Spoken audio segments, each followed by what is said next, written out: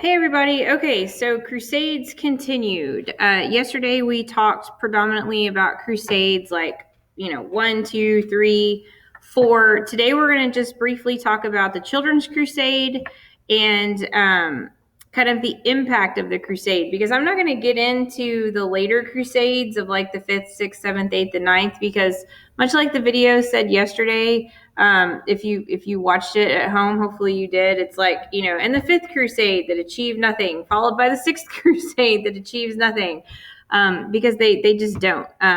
So the Children's Crusade is kind of an interesting story. I actually had a student stop me today, and he was like, "Wait, is this true? Or are you like pulling our leg?" Because obviously, like, I'm a bit of a jokester sometimes, but I was like, "No, like, you can't make this stuff up." So there is a boy named Nicholas of Cologne. He is anywhere between like 10 and 12. I can't remember his exact age, but he's between 10 and 12. And God supposedly tells him like to go on a children's crusade and get kids to follow him to the Holy Land, because there's nothing more innocent, there's nothing more pure than children, and they will be successful in taking back the Holy Land. So if this tells you anything about the conditions of children's lives during the medieval era, Cologne is in modern day, like, kind of northern Germany, and he is going to march from Cologne to Rome. Okay, so like central Italy. And by the time that he marches from Cologne to Rome, he has 40,000 children following him. So for like kind of spanning, all ages in a lot of ways, like typically from about age like 7 to age, like 17, 18. So, anyways, he's going to Rome, of course, to get the blessing of the Pope. And Pope Innocent III is actually the Pope that he speaks to. This is maybe like the one good thing that Innocent III does. So Nicholas goes and, he's like, look at all the kids that I have, and God has told me to do this. And Innocent's like, that's cute. You need to go home. And about half of them do go back home. Like, they listen to the Pope and go home. The other half, on the other hand, follow, because Nicholas is like, no, I'm not giving up on this. God has spoke to me. I'm going to keep doing this. So the other half follow Nicholas to Marseille, France, which of course is a very, dominant, successful port city off the Mediterranean. And they convince a shipping company to take these 20,000 kids and ferry them across the Mediterranean to the Holy Land. And so these 20,000 kids board 7 ships. 2 of them sink. The other 5 sail them across the Mediterranean to North Africa, where the children are then sold into slavery. The end. I know. It's not that great of a story. It's so funny because kids, like, they walk in, they see the slide, and they're like, ooh, Children's Crusade. What does that look like? And I'm like, it doesn't end well. And to me, it's like the epitome of the Crusades lessons in general. Like, it's so funny. Kids get so excited about the Crusades, and I'm like, they're kind of a letdown. I hate to tell you, but yeah. So that's the story of the Children's Crusade. All right.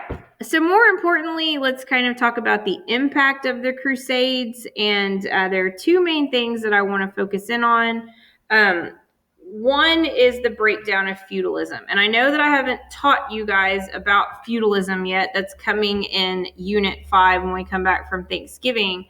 But I will explain the gist of it to you so that you can get what I'm saying within this lesson. So, most of the time when I ask, what's the first thing you think of when I say like medieval Europe, immediately students are like knights, jousting, lords, ladies, little cottages with like thatched roofs, aka like peasant cottages, and like, that's the kind of stuff that comes to your brain.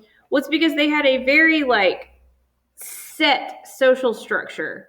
But that doesn't just like form out of nowhere. The reason why feudalism, which is the social structure of medieval Europe that creates the whole like lords and ladies and vassals and knights and peasants and all of that, that forms because of Viking attacks and the need for protection from that. And again, we're going to get into that more in Unit 5 when we come back from Thanksgiving.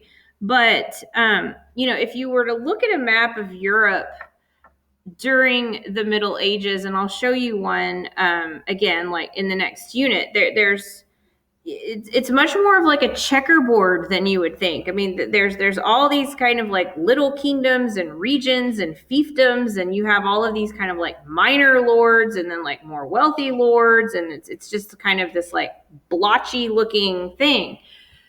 And so, during the Crusades, which you have to remember take place over a course of 300 years, you have all of these like minor lords that are trying to be the one, whose crusade basically finally works. It finally is successful, and they do take the Holy Land back. And the problem is that they're bankrupting themselves when they are doing these crusades. These minor lords really don't have the money to be crusading.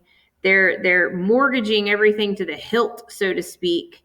And and so when they come back home and they aren't successful and they haven't been able to like really plunder their way back to the black, and they're still just drowning in debt and are overextended beyond belief, what do they have to do? They start selling off their land, because that's the biggest thing of value that they have.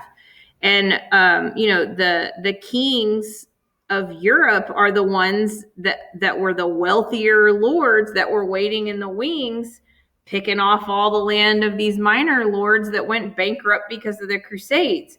So that is what starts to break down feudalism in large part. And that's how you end up with these kind of, these royal families of these much bigger areas of land that become France and England and, Spain and the Holy Roman Empire, and that's how those families get more and more and more and more land. And that map of Europe gets a lot less checkerboard looking and more like the one that we see today.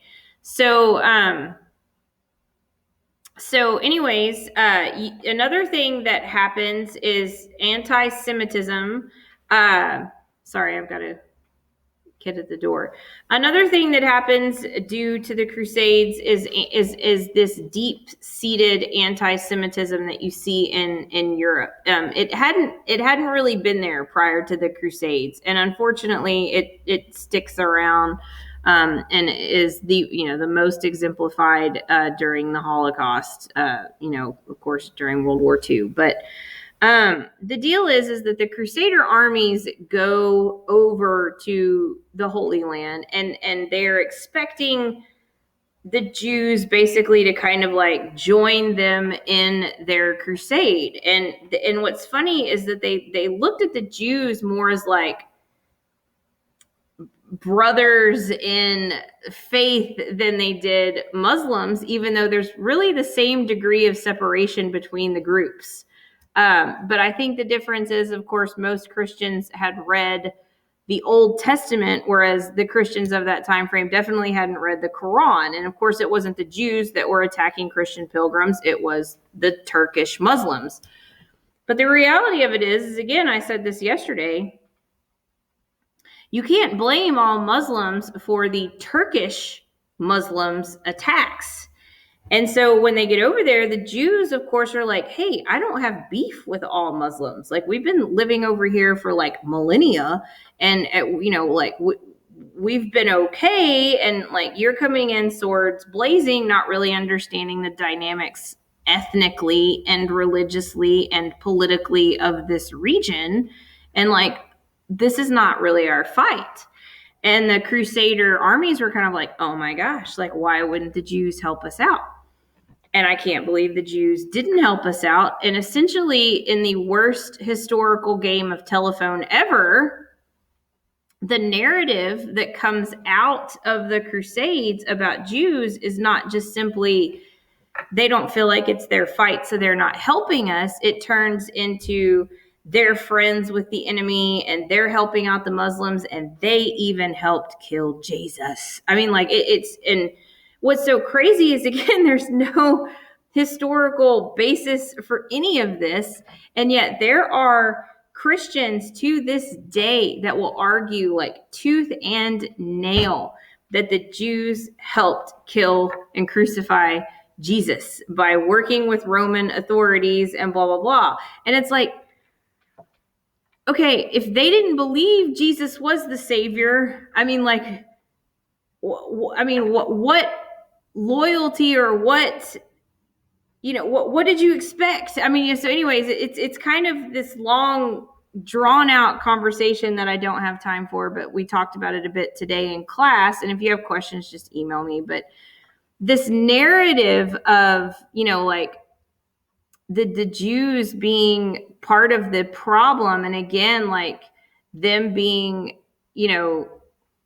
kind of partly the bad guy, becomes very rooted in European culture during the Crusades, and Jews will consistently be like the people that get blamed for all the bad stuff, like from here on out in European history. And anyways, that starts because of the Crusades. All right. So those were the two big impacts that, like I said, I wanted to tell you about. You need to watch this crash course video over the Crusades, and then tomorrow we start the Knights Templar. So have a good, Wednesday? It's just a weird week. Wednesday afternoon, night, whatever. See you tomorrow.